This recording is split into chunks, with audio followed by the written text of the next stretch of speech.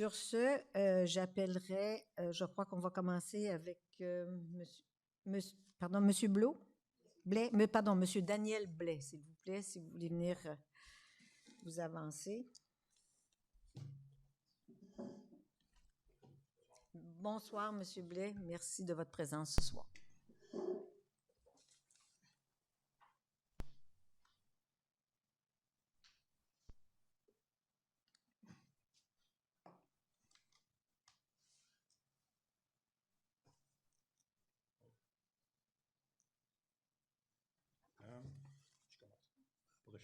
Allez-vous, oui. OK, c'est bon.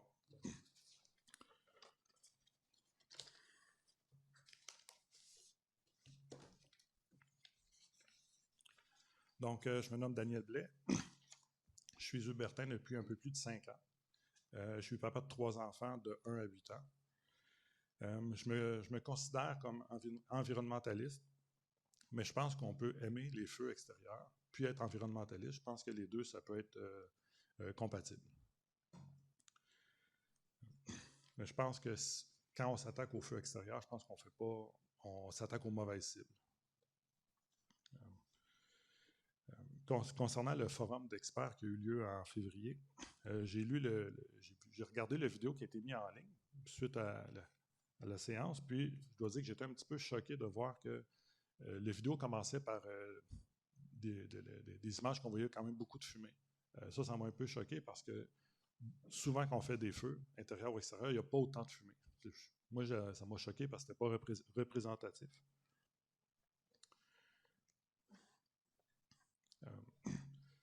Concernant l'OPPL, une des valeurs qui était mise en avant par l'OPPL, c'était la recherche de l'intérêt collectif.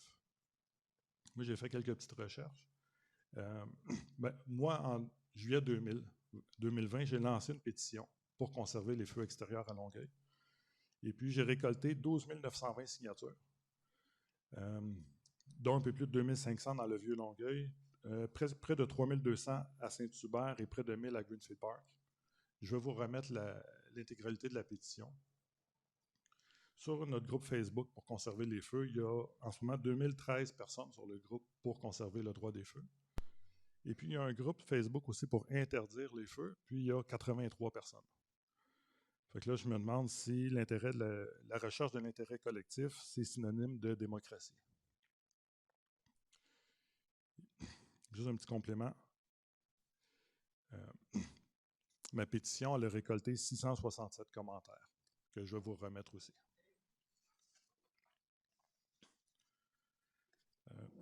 Moi, j'ai fait une petite recherche aussi sur la page Facebook de la Ville de Longueuil, et puis sur les vidéos que la Ville de Longueuil a partagées sur YouTube. J'ai trouvé des photos intéressantes. J'aurais aimé vous les montrer, mais là, je viens de me rendre compte que le projecteur s'est éteint.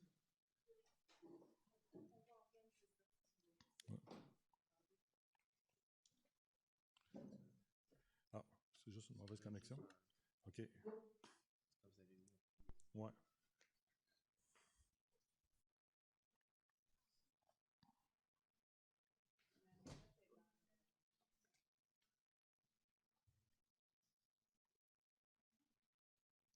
Ah, OK. Donc, ça, c'est des photos que j'ai trouvées sur la page Facebook de la Ville de Longueuil. Je me pose comme question comment ça se fait que la Ville de Longueuil utilise ces photos-là comme éléments promotionnels pour des activités hivernales. Donc, je vais vous montrer les 8 photos que j'ai trouvées. Je n'ai pas cherché longtemps pour trouver ça.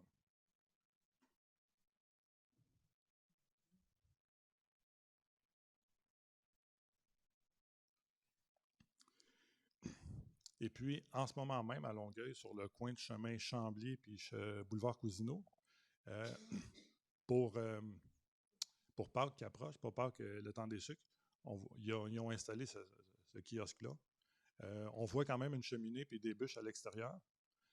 C'est juste pour nous rappeler qu'on est dans un pays nordique, puis depuis que l'Amérique du Nord est habitée, surtout le Québec, on se chauffe au bois, ça fait partie de nos racines, ça fait partie de notre identité.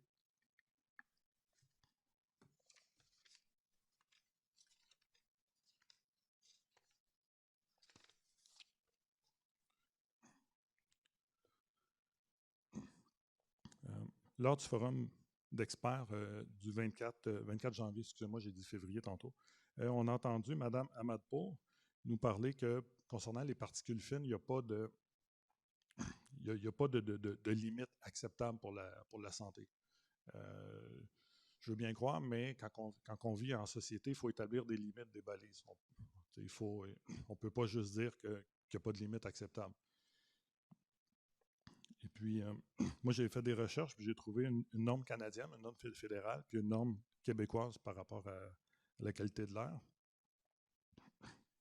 Je vais y revenir un petit peu plus tard aux deux normes que j'ai trouvées. Lors des soirées d'information, j'ai entendu les arguments que la pollution n'a pas de frontières, que ça voyage avec le vent. Je pense que c'est vrai, je pense que c'est logique. Mais j'ai entendu aussi que il y a eu beaucoup de doutes quant à la borne qui est située dans le Vieux-Longueuil. Il y a juste une borne à Longueuil pour la qualité de l'air. Et puis dans le Vieux-Longueuil, puis j'ai entendu des commentaires que ce n'est pas représentatif, puisque dans le Vieux-Longueuil, si on avait une borne à Saint-Hubert, les données seraient différentes, parce qu'à Saint-Hubert, on fait des feux. J'ai des gros doutes là-dessus, on va y revenir. Dans le fond, j'ai une petite question ici, c'est pourquoi est-ce que la pollution n'a pas de frontières à voyage, mais pourquoi est-ce que la borne du Vieux-Longueuil ne capte pas la pollution émise par Saint-Hubert? Je trouve que c'est illogique. Un commentaire de M. Barrette de la ville de Longueuil disait que, dans le fond, la ville, excusez l'anglicisme, mais monitore certaines choses, mais ne monitore pas l'absence de feu dans le Vieux-Longueuil. Dans le fond, il n'y avait pas de données dans l'arrondissement du Vieux-Longueuil, puisque les feux sont interdits dans le Vieux-Longueuil. Eux, ils s'intéressent à ce qui est permis, mais ils ne s'intéressent pas à ce qui n'est pas permis. Je trouvais ça un petit peu contradictoire. Ça serait le fun de pouvoir faire la comparaison. Mais dans le fond, M. Barrette reconnaissait qu'il manquait de données par rapport à ça. Et puis, toujours selon M. Barrette, il a trouvé 1 à 2 journées en été dont la qualité de l'air était mauvaise. Je me demande si ça vaut la peine de faire tout ce qu'on est en train de faire pour 1 à 2 journées en été.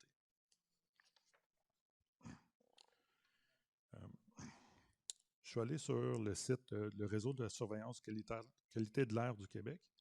Et puis, quand on regarde le graphique comme ça, en 2021, à Longueuil, on était à 7,7 unités par million. Ça, c'est une moyenne annuelle. Et puis, à Brossard, ils sont également à 7,7, exactement la même valeur. Mais à Brossard, les feux sont complètement interdits, tandis qu'à Longueuil, ils sont interdits dans le Vieux-Longueuil. Mais ici, ce que je me rends compte, c'est que c'est exactement la même valeur. Puis, soit dit en passant, on est en deçà des normes annuelles. Puis, par rapport au feu, il n'y a pas seulement les particules fines, il y a aussi l'ozone, surtout, puis le dioxyde d'azote. J'ai regardé les deux graphiques disponibles sur toujours le même site, puis dans les deux cas, les valeurs observées sont très bonnes.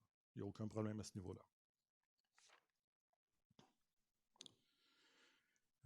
Maintenant, si on arrive aux normes, j'ai trouvé la norme fédérale NCQAA, qui est la norme canadienne de qualité de l'air ambiant. Ça, c'est le Conseil national des ministres de l'Environnement qui définit cette norme-là. C'est un petit peu complexe, mais dans le fond, eux, ils définissent 4 paliers, si on veut, versus la norme canadienne qui était utilisée, qui définissent 3 paliers. Moi, j'aime un petit peu mieux cette norme-là. Je la trouve un petit peu plus réaliste, mais le point important de cette norme-là, si je vous lis le texte, c'est que c'est la moyenne. Dans le fond, il y a la norme annuelle et la norme journalière. La norme journalière se lit comme moyenne triennale du 98e centile annuel des concentrations quotidiennes moyennes sur 24 heures. C'est un petit peu compliqué. Mais ça, dans le fond, ce que ça veut dire, c'est qu'ils peuvent, selon toujours leurs mots, c'est pour éliminer les flux transfrontaliers et les événements exceptionnels. On va y revenir, mais je trouve que ça fait du sens. Par contre, cette norme-là définit comme limite journalière 27 unités versus 30 la norme québécoise. Fait qu'elle est un petit peu plus stricte.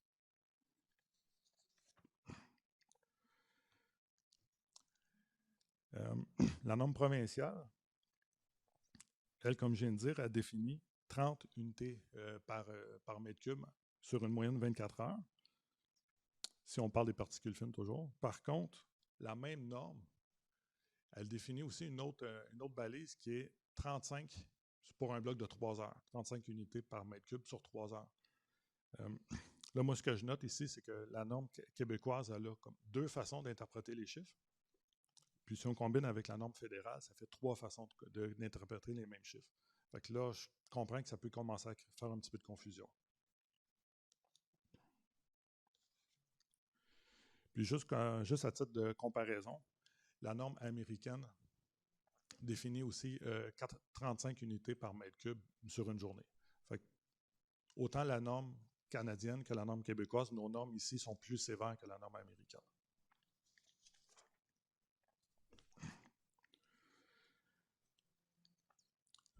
Moi, j'ai...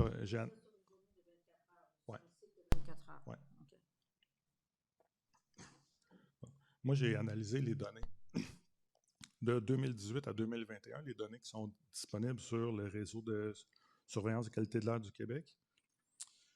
Et puis, je me suis dit que en été, il y avait plus de feux extérieurs lors de certains événements. Par exemple, à la Saint-Jean-Baptiste ou aux Fêtes du travail.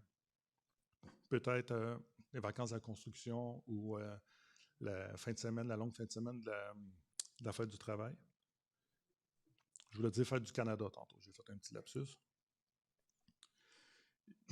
Et puis, ça, je vais vous remettre, là, j'ai fait un graphique là, que je ne vais pas présenter ici, c'est un peu long, mais je vais vous remettre les données brutes. Là, mais dans le fond, sur les 4 étés analysés, j'ai trouvé 2 journées en 2021 que la qualité de l'air était mauvaise.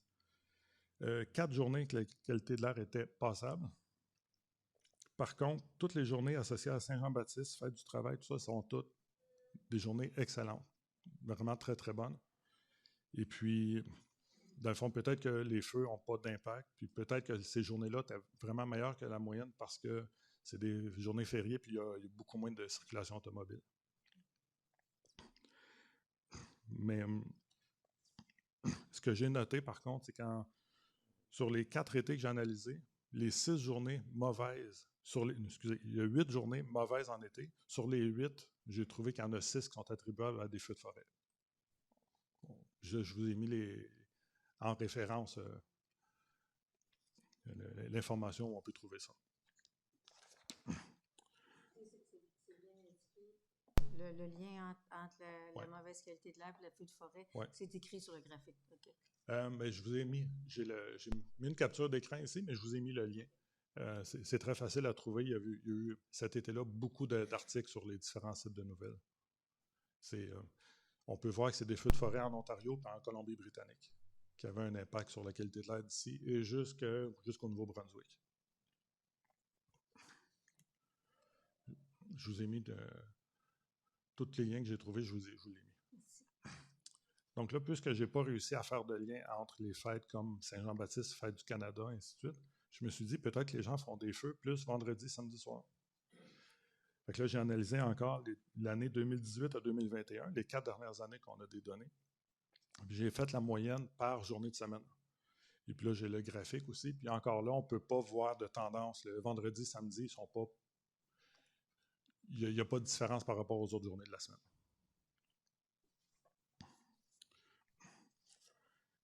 Excusez-moi, ça représente quoi, là, les chiffres qui sont en bas? Ça, c'est la moyenne journalière des particules fines par 24 heures.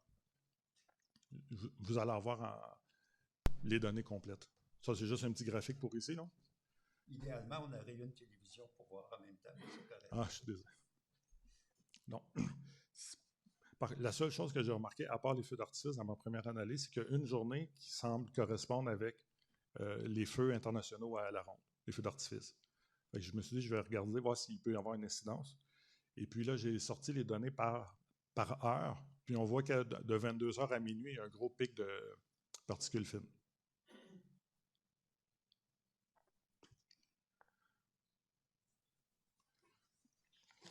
Ça, c'est par heure. Par heure pour ces journées-là. En fait, ça, c'est le 3 juillet. J'ai mis le 3 juillet de midi à midi. Non, ça, c'est un feu d'artifice. Non, c'est ça, la journée des feux d'artifice. Ah oui, excusez. Oui, Oui, mais c'est où, ça? Ça, c'est au parc Jean-Drapeau, à la ronde. Prélèvement? 699 boulevard Curé-Poirier. D'accord, parfait. contre, dans ma première analyse, toujours la même borne, elle capte les feux de forêt en Ontario et en Colombie-Britannique. Donc, c'est pour ça que quand on disait tantôt que la borne à Vieux-Longueuil, elle ne capte pas la pollution émise à Saint-Hubert, j'ai une grosse réserve là-dessus parce que les feux de forêt dans une autre province ont un impact ici.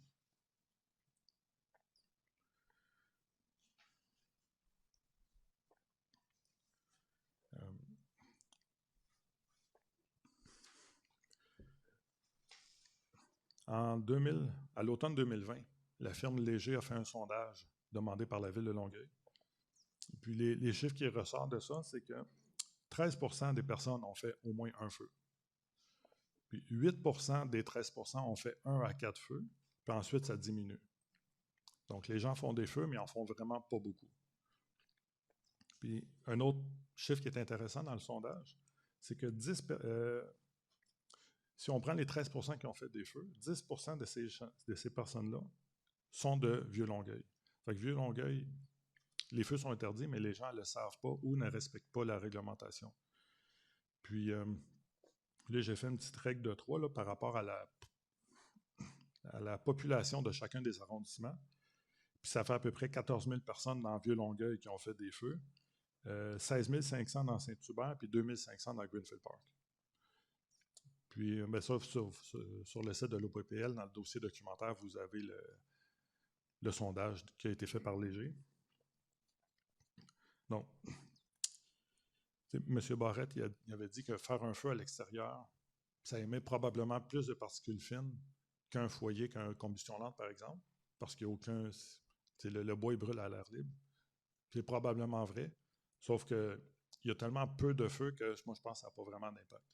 Parce que les gens n'en font pas beaucoup. On voit que 8% ont fait de 1 à 4 feux par année. Il n'y a pas assez de feu versus un feu quand on fait chauffer notre maison en hiver. Greenfield Park a fait aussi un sondage à l'été 2021. 79% des gens à Greenfield Park étaient contre l'interdiction des feux. Puis moi, j'ai fait une petite recherche. J'ai trouvé qu'à Audubon Park, il y a eu un sondage. 88% des gens, dans le fond, ça disait 88% des répondants ne souhaitent pas une interdiction des feux faite dans un foyer extérieur sur le territoire de la ville d'Audubon Park. J'ai trouvé, parmi les 3082 votes comptabilisés, 95% des citoyens souhaitent que les feux extérieurs demeurent permis à Chambly. Seulement 5% souhaitent les voir interdits. Puis à Châteauguay, toutefois, plus de 96% des répondants ne veulent pas une interdiction faite des feux de foyer extérieurs et un maigre pourcentage des gens trouvent la réglementation inadéquate. Donc là, moi, je me demande, est-ce que les citoyens de Longueuil sont vraiment différents des autres villes qui nous entourent?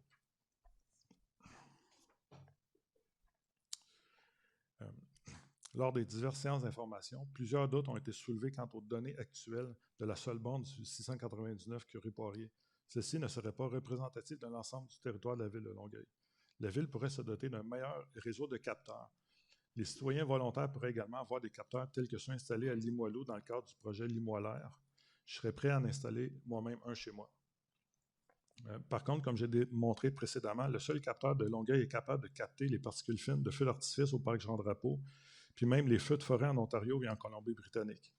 Alors pourquoi pénaliser les citoyens pour des événements qui n'ont aucun contrôle? C'est d'ailleurs précisément pour ces raisons que le NCQAA, la norme fédérale, permet d'éliminer les flux transfrontaliers et les événements exceptionnels. Les résultats ainsi obtenus sont donc plus réalistes. Il faut donc bien analyser les graphiques du réseau de surveillance qualité de l'air du Québec avant d'en tirer des conclusions trop hâtives. Concernant les feux intérieurs, avec la période de sobriété énergétique que nous entrons et qui ne fera que s'accentuer, il est dans l'intérêt de tous d'avoir des sources énergétiques variées. Électricité, gaz naturel, gaz propane, bois, tant pour se chauffer que pour se nourrir. Nous sommes dans un pays nordique où il fait froid et chauffer au bois est primordial. Selon certaines sources, il faudra bientôt faire le choix entre se chauffer à l'électricité ou recharger sa voiture branchable.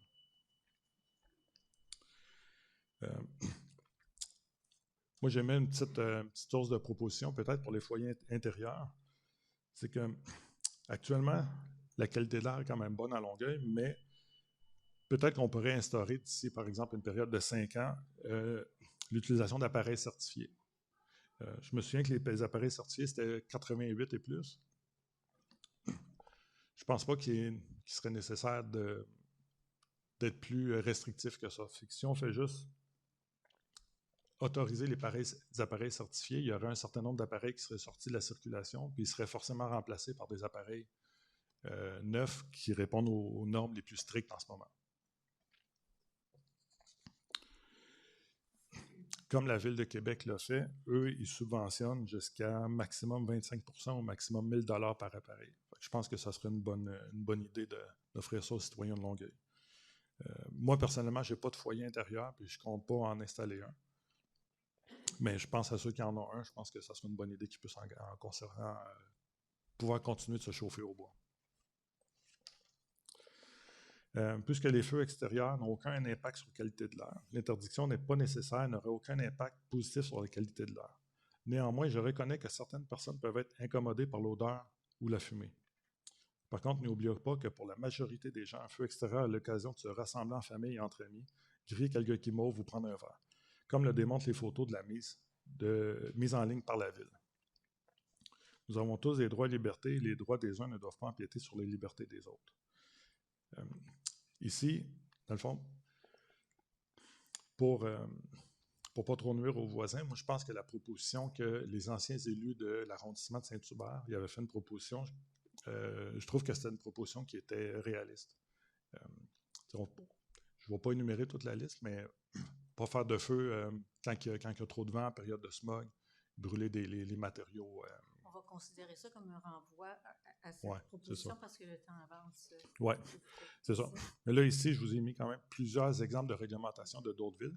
Je ne vais pas passer à travers, il y a plusieurs pages quand même. S'il vous plaît, oui.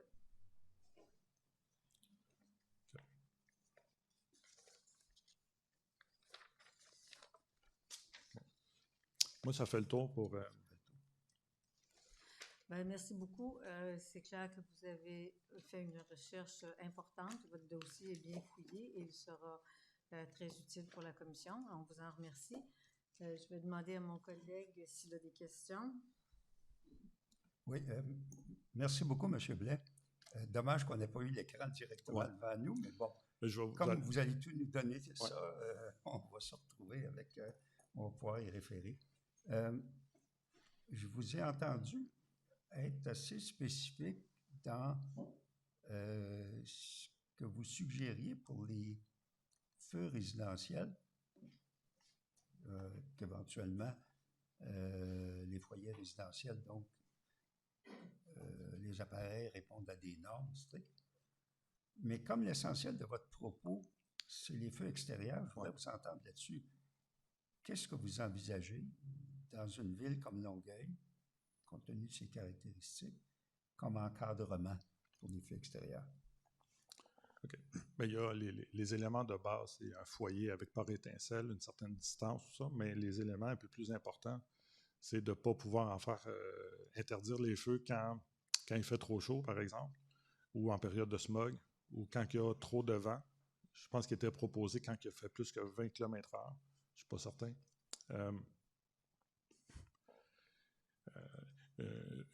Dans d'autres villes, ce que j'ai vu, c'est qu'il y a des feux qui sont permis dans une certaine plage horaire. On ne peut pas brûler, on ne peut pas faire des feux de 8 h le matin à 8 h le soir. Par exemple, de 18 à 22 h, ça serait permis ou certaines journées de la semaine. De pouvoir faire certaines restrictions comme ça sans interdire au complet. D'accord. Donc, qui tiennent compte, par exemple, des conditions climatiques, du vent, vous avez fait allusion au vent, certaines heures. J'imagine que vous y incluez là-dedans les périodes de smog. Oui, en période de smog, ça serait interdit. OK. Très bien. Vous avez fait allusion à... en fait, vous êtes allé chercher des normes fédérales, provinciales, américaines.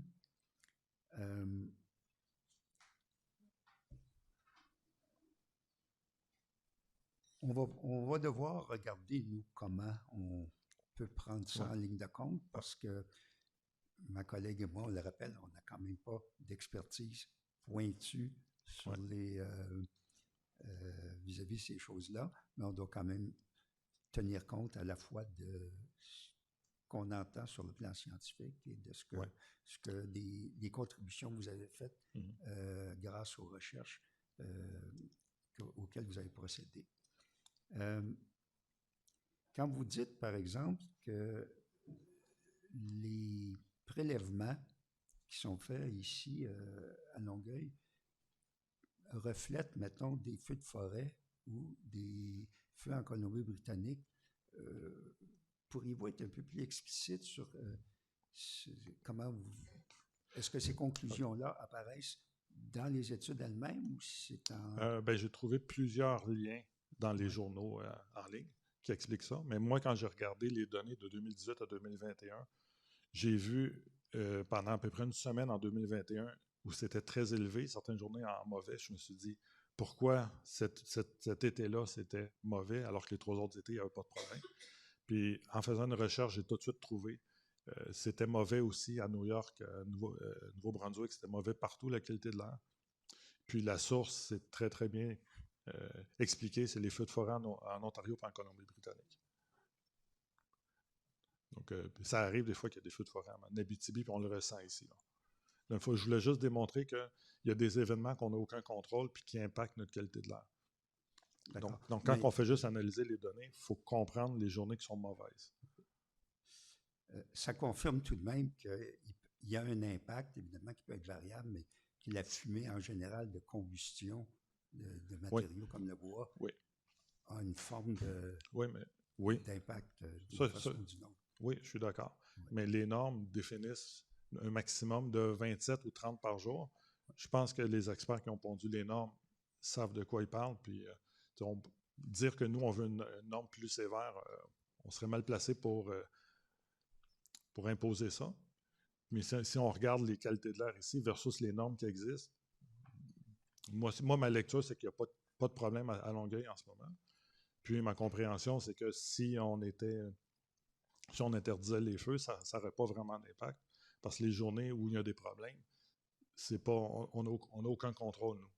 Et si on l'aborde sous l'angle de la nuisance, qui n'est pas nécessairement directement un impact sur la santé, mais qui est peut-être qui fait référence davantage à l'inconfort ou à ces aspects-là.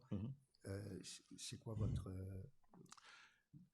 perspective? Par expérience, je sais que si on fait un feu de façon intelligente, ça émet très peu de fumée. Si un voisin qui est incommodé, c'est peut-être un signe que le voisin qui fait un feu, il brûle des feuilles ou des matériaux qui sont non autorisés. La plupart des matériaux de construction contiennent de la colle ou d'autres produits chimiques ou de la peinture. Si on est incommodé, c'est un signe que le feu est mal fait, puis on peut appeler le 311, puis à ce moment-là, la personne peut avoir un constat. Oui, parce que ça n'est pas conforme à la réglementation. Ça fait très longtemps que c'est des matériaux secs qui sont autorisés seulement. Ça va rester. Puis, fait que si on fait juste brûler des vraies bûches ou ils vendent des bûches de bois bio, je pense qu'ils appellent. Il n'y a pas de problème, ça n'émet pas de fumée et ça ne dérange personne. Fait que s'il y en a qui sont dérangés, il faudrait se poser des questions. Qu'est-ce que votre voisin brûle? D'accord. Ça fait le tour, Mme la Présidente, pour moi. Je voulais peut-être pousser un peu sur la même chose. Vous nous avez donné beaucoup à analyser. Alors, je ne vais pas vous poser des questions sur le fond. Je veux quand même vous assurer qu'on va regarder votre documentation là, de façon détaillée. Moi, j'en ai également à l'odeur et aussi à la distance à laquelle c'est perspective. Parce que c'est difficile de dire que même un feu bien fait ne sent pas. Parce que ça romprait le charme du feu. Mais est-ce que vous avez une opinion à savoir qu'un feu bien fait, avez-vous, puis je ne vous demande pas une opinion d'expert, là, mais pour vous, on le sent à peu près à quelle distance? Il sent-tu de l'autre côté de la rue quand c'est bien fait? Ou l'autre côté à 2 maisons, à 3 maisons, 4 maisons? Quand il n'y a pas de vent, chez mon voisin immédiat, on sent à peu près rien. Vous sentez à peu près rien. Je sais qu'entre mon feu et mon voisin, il y a à peu près 100 pieds. Okay. Puis on commence à sentir peut-être à 15-20 pieds du feu quand il n'y a pas de vent. C'est sûr que s'il y a du vent, là, ça sent Oui, plus loin, ça, mais c'est différent. Dans une situation de pas de vent, vous pensez qu'à, mettons... 15-20 pieds, là, on ne sent plus grand-chose. OK.